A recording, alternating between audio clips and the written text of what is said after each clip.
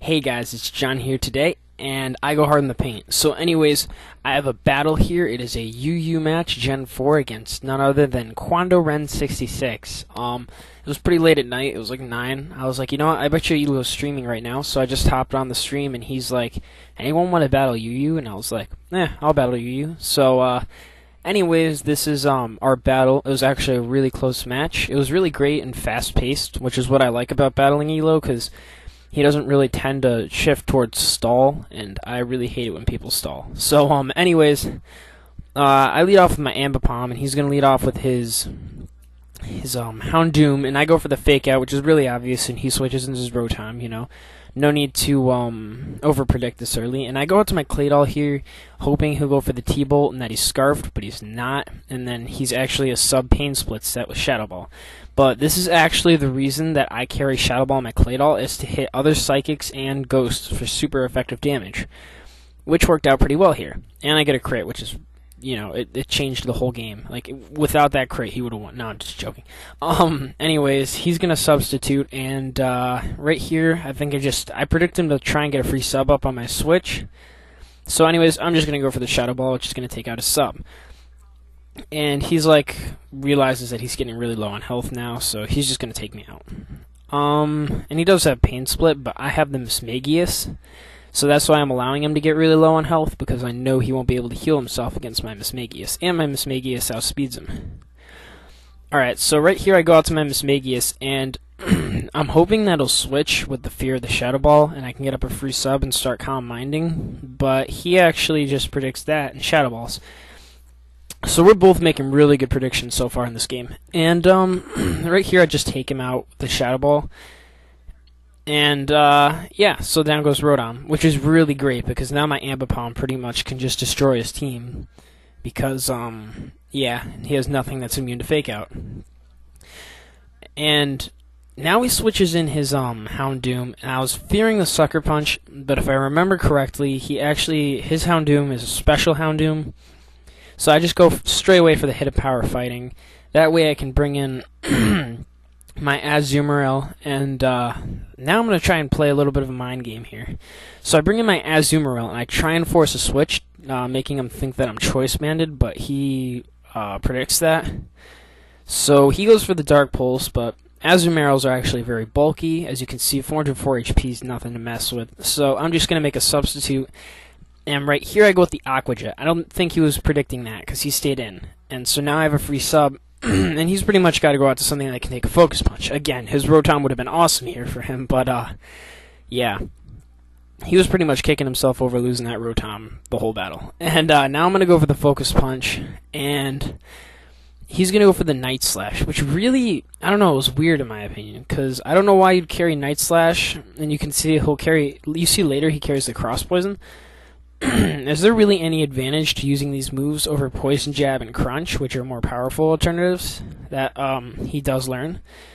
But anyways, he goes for the Cross Poison as I go for the Waterfall, so excuse me.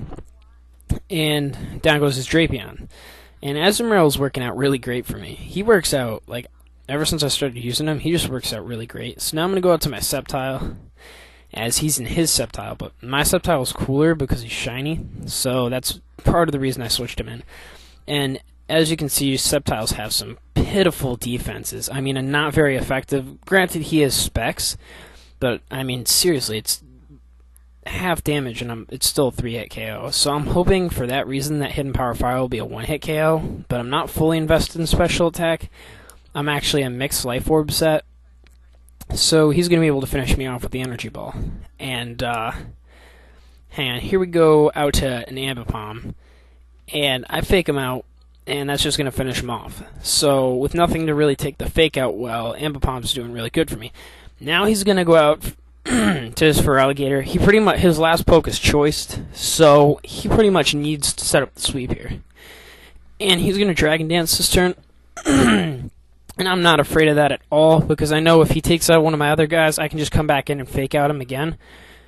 And Ambipom's pretty much the MVP of this battle. Like, without him, there's no way I would have won it. And he's going to Waterfall, which is a 3-hit KO.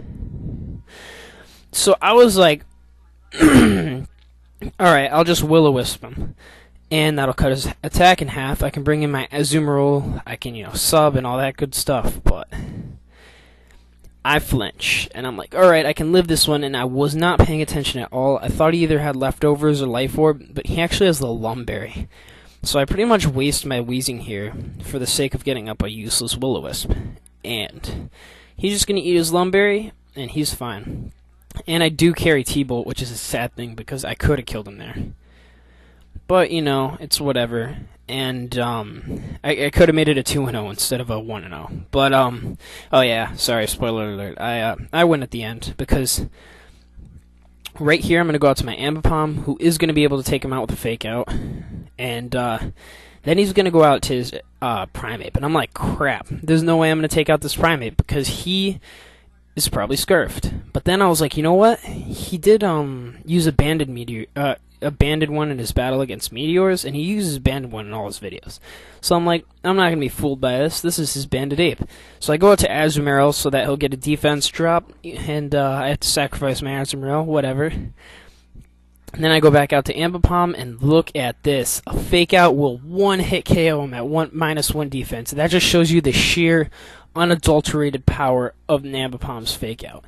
Yeah, and I know Ambipom's kind of a very used Pokemon in the underused tier, but whatever, that was still a great game, 1-0, and go check out his channel, even though I don't really think I need to be telling you guys about him, because he has become very successful lately, and he just reached, I think, maybe 4.5k subs the other day, which is awesome, so congrats to him. Also, special thanks to the guy who made my intro. I'm forgetting his name at the moment, but his channel will be in the description below. And that leaves me with my question of the day. My question of the day today is, what is your favorite UU Pokemon? Surprisingly, it's not Ambipom for me. I just thought Ambipom's up there. He's one of my favorite. But my favorite lately has been Azumarill, because Azumarill's like a beast. I mean, he's just been doing great things for me, and the sub-punching set especially. But anyways, leave your comment below. I love hearing what you guys have to say to my questions of the day. And rate, comment, sub. Peace.